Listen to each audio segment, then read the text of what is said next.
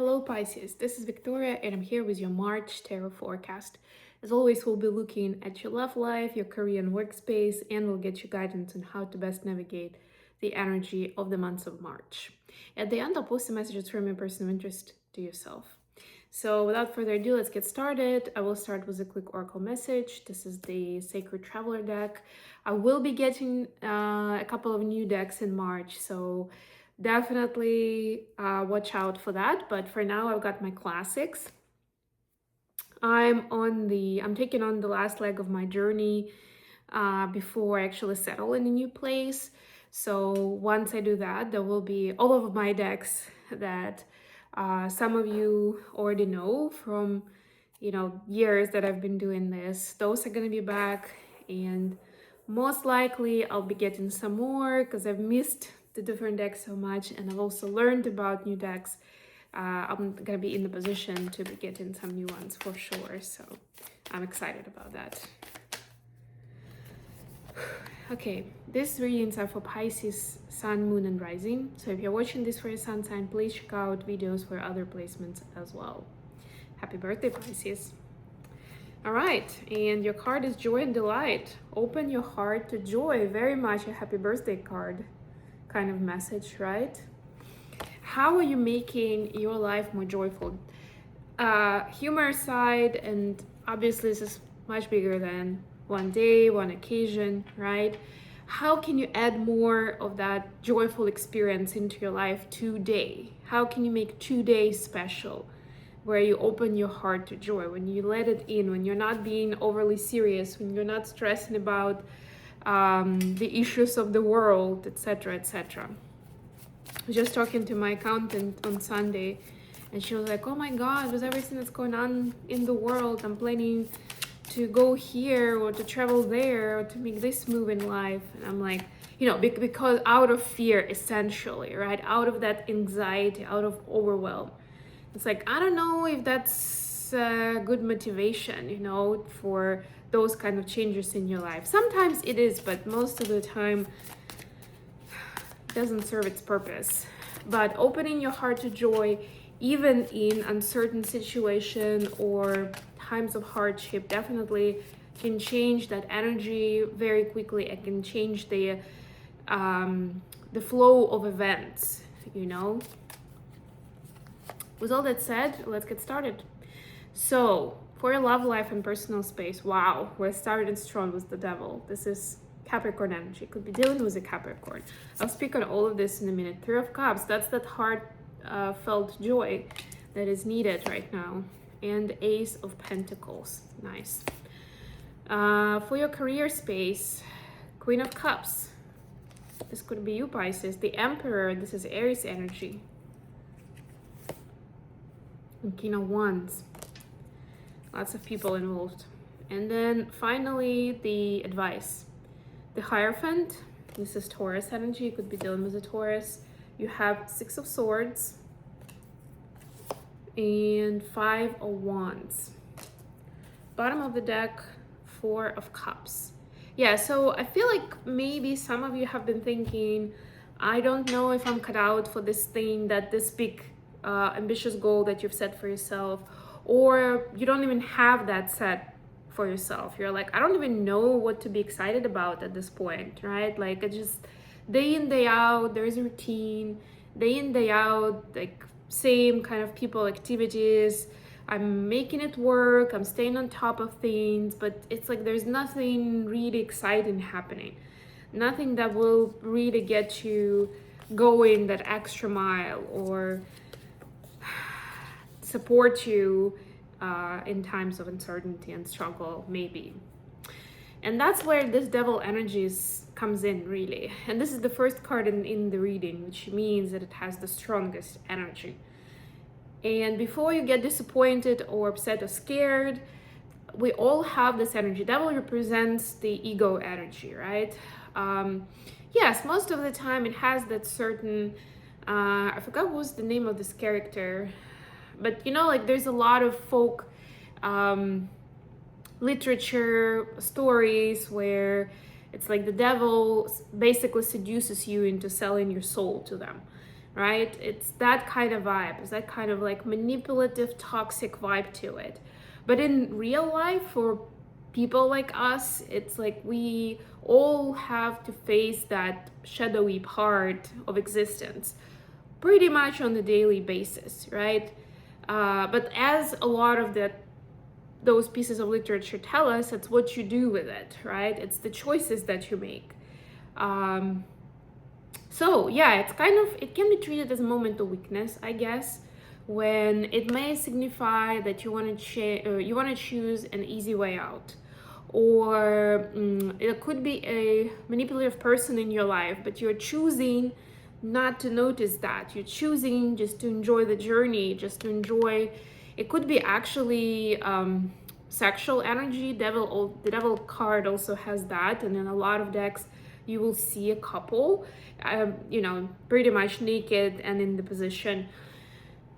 It may be that desire, that lust, that is having you cover your eyes to the truth, right? But whatever it is, essentially, it's like, yes, sometimes the truth bites, it hurts, it's harder to handle, right? It's not something that we want to hear, but it's definitely liberating. And look what's on the other side of it. Once you accept the reality as it is, even if you don't have a solution right away, don't worry about it. The solution is coming. The new beginning in life is coming in, right? But you need to recognize that something has been unhealthy, or you've been in denial about something. That's also devil energy. See how many scenarios there could be. And this is a collective reading, so I won't be able to dive into each of them. But the recipe is find your joy. It can be with a life partner, it can be with friends, it can be even by yourself. But you need to take that on. Not just for like a brief moment, but more like a hobby, more like an repeated activity. I don't know, maybe it could be part of your daily routine. We just had a lunar eclipse in Virgo, and Virgo energy is about regimen, routine, discipline. What kind of little things do you do on a daily or weekly basis that essentially comprise your life, right? And they can be joyful and heartfelt, or they can be more toxic or karmic or lazy or self-indulgent, right?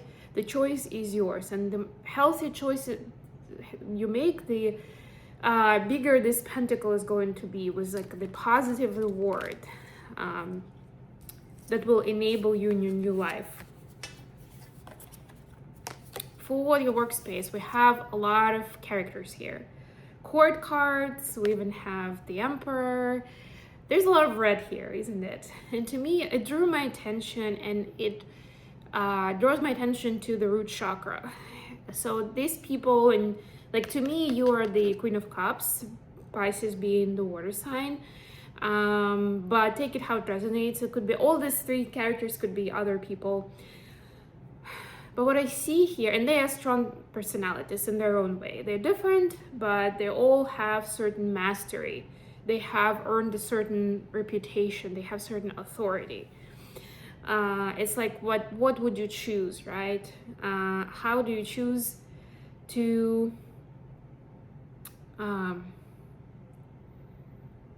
like, they're all different, right? So how do you choose which philosophy to follow, right? Or who to partner with, if it's your business, for example, and they're potential partners.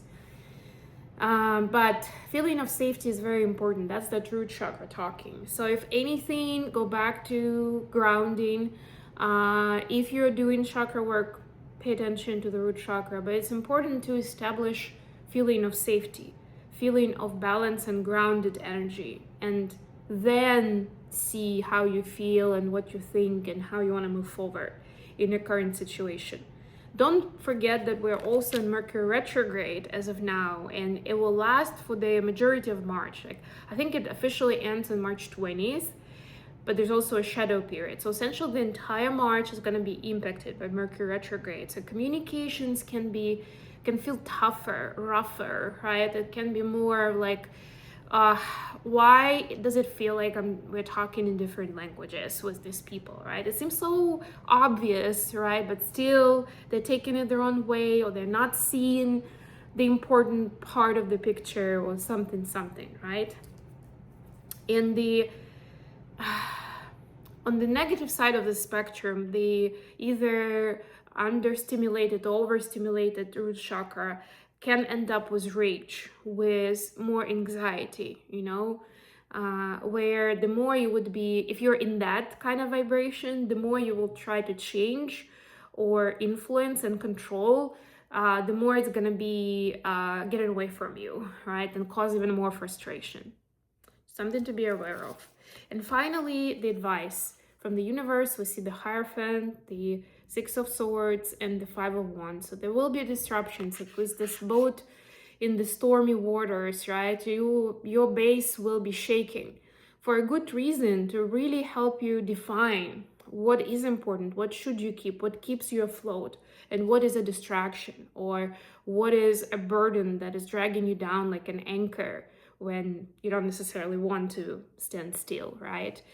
You want to move away from the storm, but that anchor, other people, belief systems, certain society rules that are keeping you where you don't really want to be, right? Like, how do you move on from it? Because the ultimate goal is to find your peace and to find your truth. And even if you look at the Hierophant card in this deck, it's again about this journey, about the connection with the divine, with the universe, whatever higher power you believe in, right? It's like your own journey. Usually Hierophant is a lot about what do we believe in, or what rules do we follow as part of the society that we live in, including culture, social status, etc., etc., right? There are prescribed rules, there are expectations. But in this deck, it's a lot more about what is my journey, what am I expecting of myself, of my higher power, of people around me, like what are those ground rules in my reality that are not prescribed by somebody else, but come from within, or, based on my belief system. But at this point in your life, if you've been so far guided by, what is written in a book, in a set of rules, now it's time to find your own truth.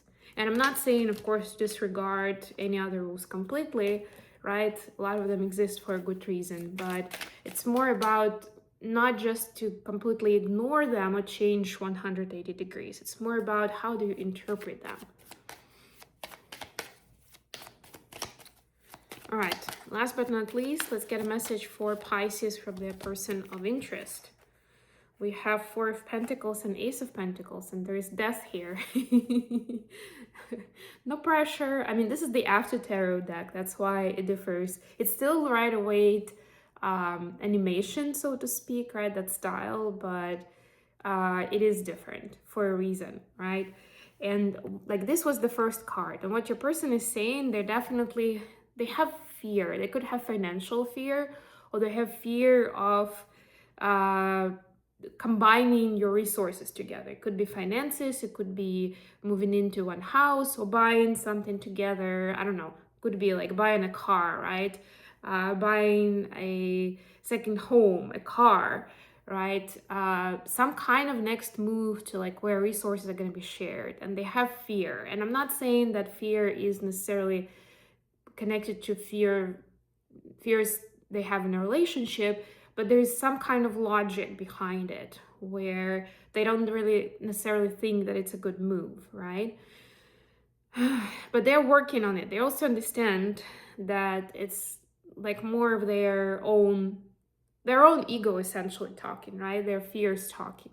So they don't want to make a decision in a rush based on that, which is actually good judgment. You're in Mercury retrograde. Remember that the other side of the Mercury retrograde, apart from like more difficult communication and maybe transportation travel, the other side of it is how we spend resources and money in particular, right?